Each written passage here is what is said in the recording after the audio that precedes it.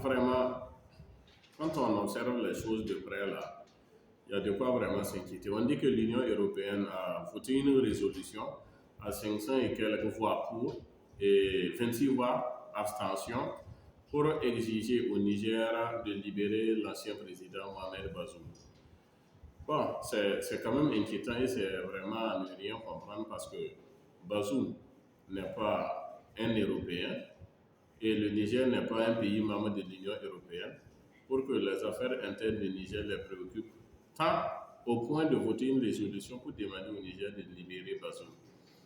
Donc quand on regarde, c'est comme si on avait un plan caché, c'est comme on avait un agenda caché et qu'on veut se servir d'un prétexte pour pouvoir déstabiliser les pays du Sahel. Mais qu'est-ce qui se passe? Donald Trump est venu, il a montré que le droit international ne vaut absolument rien. Si vous avez la force, vous faites ce que vous voulez et personne ne peut contester en dehors des 20 condamnations.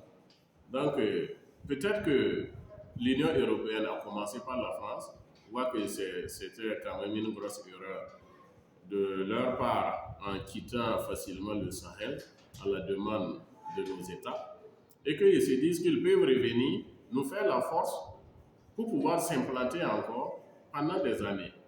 Sinon, bon, on attend dans la même foulée que le chef d'état-major de l'armée française doit se rendre prochainement au Bénin avec la complicité du chef d'état-major ivoirien et que, bon, l'agenda n'est pas clair. De toutes les façons, qu'est-ce qui va se passer? Si tant est que ces États veulent nous recoloniser, quel est notre mécanisme au niveau intérieur pour pouvoir résister à ce choc-là? C'est surtout là qui m'intéresse. Vous voyez que les États-Unis, avec Israël, sont en train de frapper l'Iran. C'est vrai que l'Iran n'a pas la capacité militaire de ces deux pays, mais l'Iran les tient tête. Voilà. Donc, il y a vraiment de quoi s'inquiéter et de quoi s'organiser pour ne pas être surpris un beau matin par ces prédateurs.